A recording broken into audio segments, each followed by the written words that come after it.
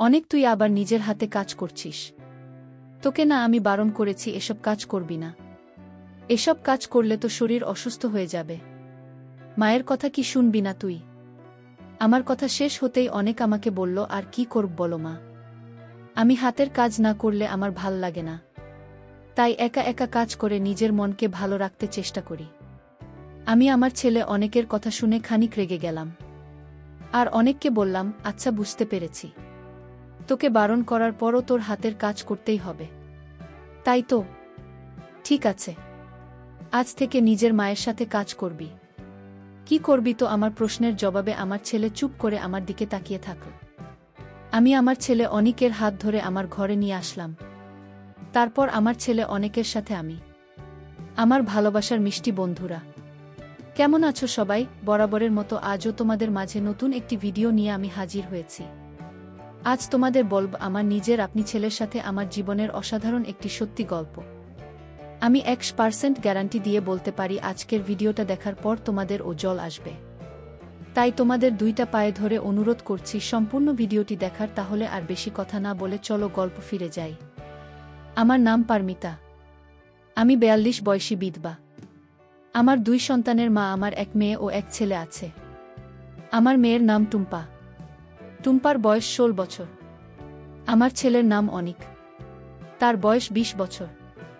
আমি আমার 2 সন্তান নিয়ে কলকাতা শহরে থাকি।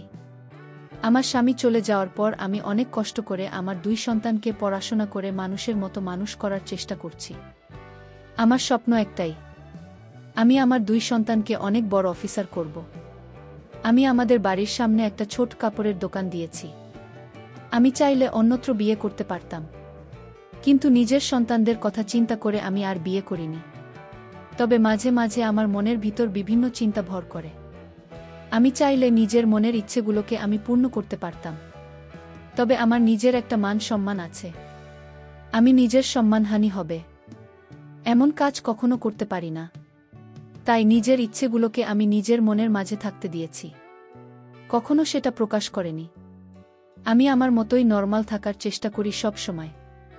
তবে মাঝে মাঝে যখন নিজের মনকে শান্ত রাখতে পারি না, খারাপ লাগাটা একটু বেশি কাজ করে। বারবার নিজের স্বামীর কথা মনে পড়ে। তখন আমি একা একা কাজ করে নিজেকে ব্যস্ত রাখি। এমন করেই কাটছিল আমার দিনকাল। আচমকা আমি লক্ষ্য করলাম আমার ছেলে অনিক আর আগের মতো নেই। তার মাঝে বেশ কিছু পরিবর্তন চলে এসেছে। আমার ছেলে অনেক রোজ কলেজ থেকে বাড়িতে ফিরে এসে নিজের পড়াশোনা আগে শেষ করে নেয়। তারপর সে বাড়ির সব কাজ করে ফেলে। আগে কখনো সে এমনটা করত না। আমি রোজ দোকান থেকে বাড়ি ফিরে ঘর গোছানো থেকে শুরু করে রান্না করা, জামাকাপড় ধোয়া সব কিছুই আমার করতে হতো। তবে এখন আমার ছেলের সব কিছু করে নেয়। আমি দোকান থেকে বাড়ি ফিরে রেস্ট করতে পারি। কিন্তু অনেক হঠাৎ করে এমনভাবে বদলে গেল কি করে সেটাই আমার মাথায় আসছে না। যদিও অনেকেই সব কাজে আমার বেশ ভালো উপকার হচ্ছে, তবে তবু কেন যেন আমি এই বিষয়টা নিয়ে ভীষণ চিন্তায় আছি। আমি প্রতিদিনের মতো আজও রাতের দিকে দোকান বন্ধ করে বাড়ি চলে আসলাম। আমি বাড়ি আসতে দেখতে পেলাম অনেক ঘর ঝাড়ু দিচ্ছে, আর আমার মেয়ে টুম্পার পড়ার টেবিলে বসে পড়াশোনা করছে। আমি অনেককে ঘর ঝাড়ু দিতে দেখে মুচকি হাসি দিয়ে অনেককে জিজ্ঞেস করলাম, অনেক বাবা আমার, সন্ধ্যা কিছু খেয়েছিস নাকি না খেয়ে মায়ের উপকার করতে বসে পড়েছিস? আমার কথা শুনে আমার ছেলে অনেক বলল, না মা, খেয়েছি। তুমি কি দোকান বন্ধ করে এসেছ? আমি বললাম, হুম, বন্ধ করে এসেছি। আচ্ছা খোকা শোন, তুই এসব কাজ রেখে দে, আমি ফ্রেশ হয়ে এসে সব কাজ করে দেব। আমি নিজের কথাটা বলে চলে গেলাম ফ্রেশ হয়ে নিতে।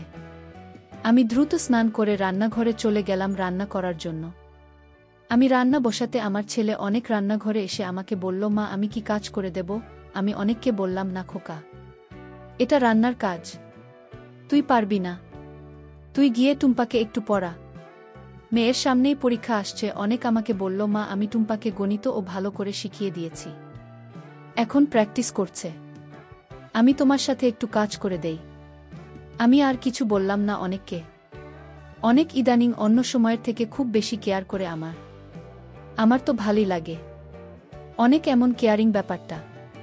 প্রতিটা বাবা মা তো এটাই চায় যে তার সন্তান যেন তাদের সেবা করুন। বাবা মায়ের সেবা করাটা মোটেও ছোট কোনো কাজ নয়। যে সন্তান তার বাবা মাকে সেবা করে থাকে তাদের উপর বাবা মায়ের মন থেকে আশীর্বাদ থাকে। আমি অনেকের কথা ভাবতে ভাবতে রান্না করা শেষ করলাম। আমি রান্না শেষ করে নিজে অনেকের ঘরে এসে দেখতে পেলাম অনেক তার ঘরে নেই। আমি অনেককে খুঁজতে গোসলখানায় আসতে দেখতে পেলাম অনেক আমার জামাকাপড় তার হাতে নিয়ে দাঁড়িয়ে আছে। আমি বিষয়টা ঠিক বুঝতে পারলাম না। আমি খানিক অবাক হয়ে গেলাম। অনেককে এমন করে দাঁড়িয়ে থাকতে দেখে অনেক কি করছে সেটা দেখার জন্য আমি অনেকের দিকে আরও একটু এগিয়ে যেতেই আমি যেটা দেখতে পেলাম সেটা দেখার পর আমার চোখ কপালে উঠে গেল। আমি দেখতে পেলাম অনেক হাতের কাজ করছে। আমি অনেককে হাতের কাজ করতে দেখে অনেকের থেকে এক ঝটকায় আমার জামাটা নিজের হাতে নিয়ে নিলাম। আমি অনেকের থেকে আমার জামাটা কেড়ে নিয়ে দেখতে পেলাম আমার জামার কিছু অংশ ছিঁড়ে গেছে। অনেক আমার দিকে তাকিয়ে খানিক ঘাবড়ে গিয়ে আমাকে জিজ্ঞেস করল, কি হয়েছে মা, তোমার রান্না করা কি শেষ হয়ে গেছে? আমি অনেকের প্রশ্নের কোনো উত্তর দিলাম না। আমি অনেককে শক্ত গলায় জিজ্ঞেস করলাম, আমার জামা হাতে নিয়ে তুই হাতের কাজ করছিস কেন? অনেক বলল, না মানে মা, আমি আসলে দেখলাম আপনার জামাটা ছিঁড়ে গেছে তাই ধরেছিলাম। আমি কোনো কাজ করিনি সত্যি। আমি অনেকের কথা শুনে অনেককে একটা ধমক দিয়ে বললাম, আমাকে মিথ্যা বলছিস তুই? শোন খোকা, আজ আমি তোকে একটা কথা বলছি, আর কখনো তুই হাতের কাজ করবি না। এতে করে চোখের সমস্যা হয়।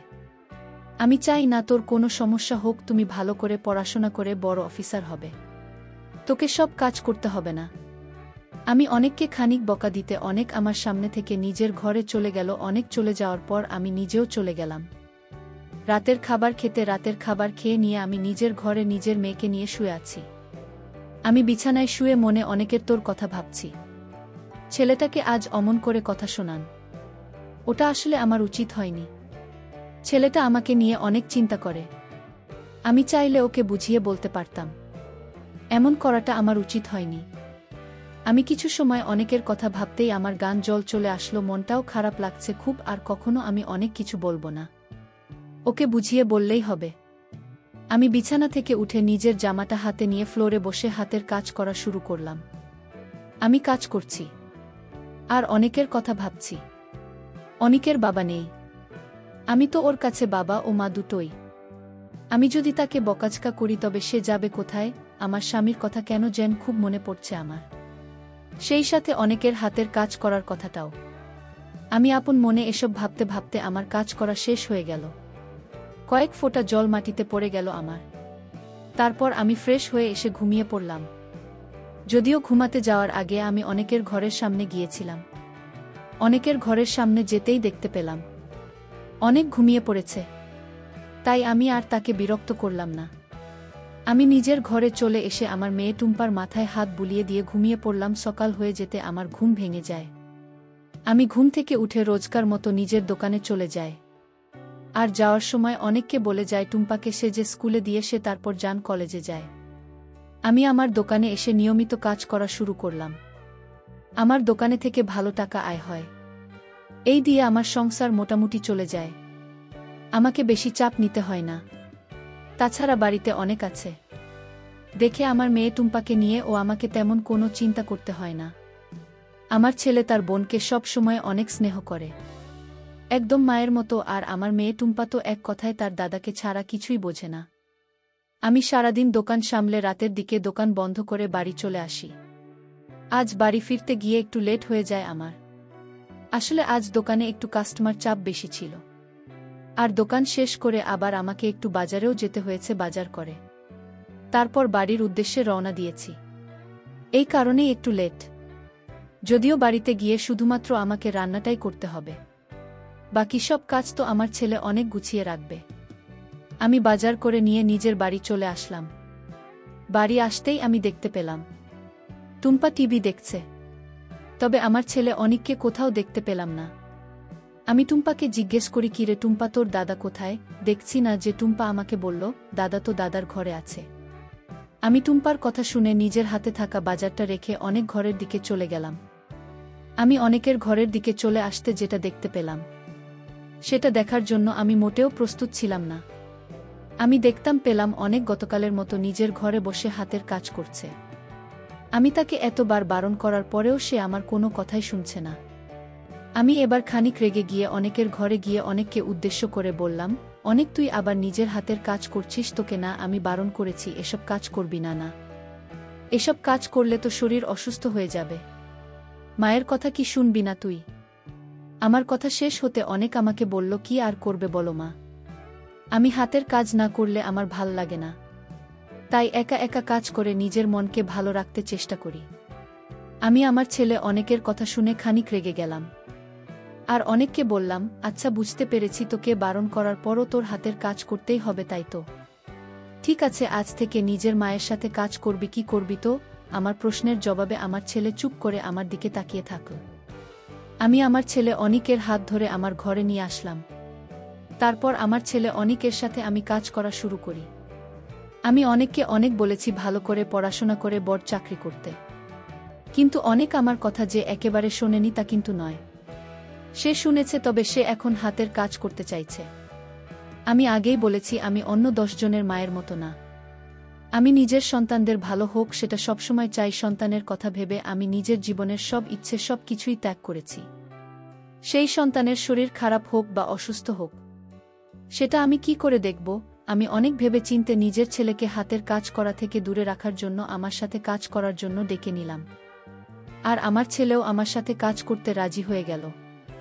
অনেক আমার সাথে কাজ করলে তার কোনো সমস্যা হবে না, তাই আমি সবটা বুঝে শুনে অনেককে নিয়ে কাজ করলাম।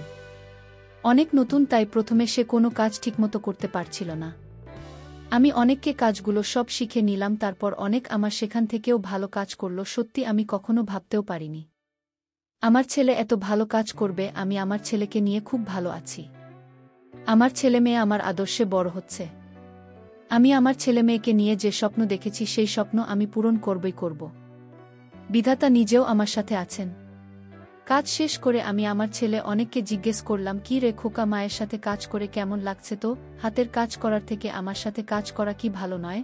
অনেক আমাকে বলল, মা ভালো লাগছে, হাতের কাজ করার থেকে এই কাজটাই আমার কাছে ঠিক লাগছে না।